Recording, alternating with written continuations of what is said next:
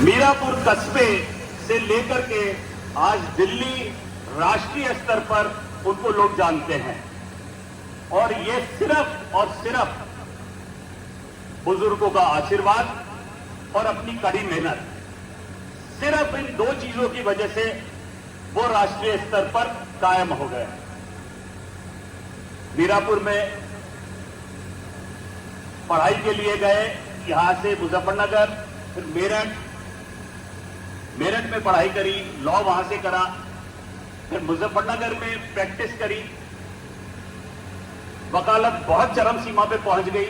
जितने भी चकबंदी के केसेस थे सारे बाबूजी के पास आते थे और विद इन शॉर्ट स्पेस, बहुत ही कम समय के अंदर वो एक मुजफ्फरनगर के बहुत नामी वकील बन गए। जैसा चाचा ने कहा कि डाकू विक्रम सिंह का केस, जो कि इतना मुश्किल केस था, सरकार ने पिताजी को उसमें प्रोसिक्यूशन की तरफ से कहा कि आप इसको लड़ेंगे और उसका जब केस चलता था तो एडमिनिस्ट्रेशन उसको कोर्ट में नहीं लाता था क्योंकि इतना उसका डर था। बाबूजी कोर्ट जेल में जाकर के पैरवी किया करते थे, जेल में कोर्ट लगा करती थी। इस तरीके के बाबूजी जिंदा दिल आदमी थे। उसके बाद जब पूरी प्रैक्टिस यहां चरम सीमा पे थी तो उनको शौक था मुझे और बढ़ना है। उसके बाद वो इलाहाबाद हाई कोर्ट चले गए। यहां पर बहुत उनके जो कुलीग थे, उनके जो जानने वाले थे, उन्होंने समझाया कि आप इतनी जमी जमाई वकालत छोड़ करके कैसे आप इलाहाबाद जा रहे हैं। उन्होंने कहा नहीं, मुझे उच्च न्यायालय में जाकर के वकालत करनी है।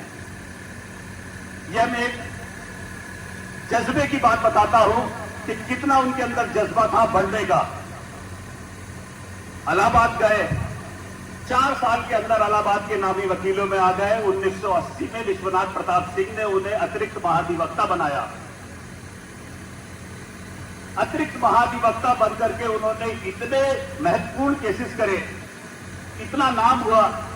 तो दिल्ली में उस वक्त कांग्रेस की सरकार थी, तो उन्होंने देखा कि ये कौन वकील है इलाहाबाद में। राजनीति की नजर पड़ी कि इस वकील को यहां बुलाया जाए, तो वो दिल्ली आए। बाबूजी राजीव जी से मिले, इंदिरा जी से मिले और फिर दिल्ली का उन्होंने कहा कि आप यहां पर वकालत करिए सुप्रीम कोर्ट में। बाबूजी के मन में पहले से ही था कि मुझे अब उच्चतम न्यायालय में जाकर के वकालत करनी है। उन्होंने उच्चतम न्यायालय में वकालत शुरू करी और 7-8 साल के अंदर ही वो एक बहुत ही बड़े वकीलों में उनकी उच्चतम न्यायालय के अंदर गिनती होनी शुरू हो गई। और 85-86 में उन्हें उत्तर प्रदेश विधान परिषद का सदस्य मनोनीत भी कर दिया गया। मैं जो आपसे कहना चाहता हूं कि मैं एक गर्व है कि श्री सुभाष चंद्र महेश्वरी का मैं बेटा हूं और आज इसीलिए मेरा मन हुआ कि बाबूजी की जो धरती है, बाबूजी ने जहां पर वकालत करी है, बाबूजी ने जहां पर किसान का काम किया है या हल चलाया है, वहां जाकर के वहां के सब लोगों को अपना इसलिए व्यक्त करूं कि आप लोगों के आशीर्वाद की वजह से आज हमारा परिवार इतना सक्षम है, इतनी आप लोगों की दुआएं हैं।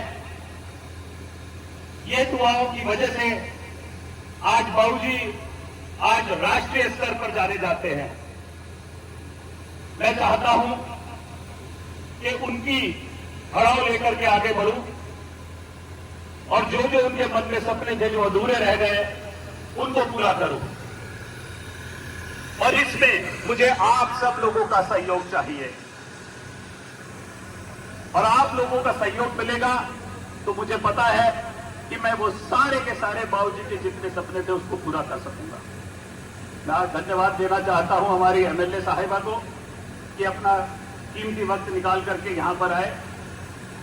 मैं बहुत बहुत धन्यवाद देना चाहता हूं जस्टिस कुद्दूसी, चीफ जस्टिस रहे हैं उड़ीसा हाई कोर्ट के।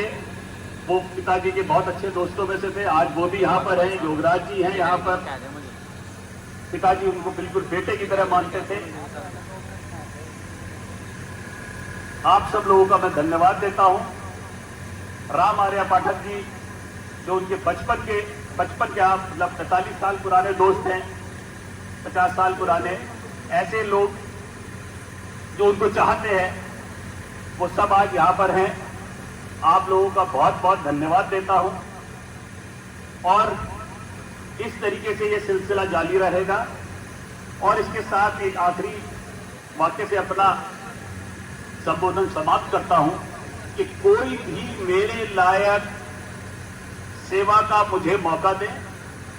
नंबर 2, किसी की भी कानूनी अगर जो कोई परेशानी है तो एक मुजफ्फरनगर में हमने अपनी कोठी पर माहेश्वरी फाउंडेशन की तरफ से फ्री कानूनी सलाह भी अब शुरू करने का निर्णय लिया है।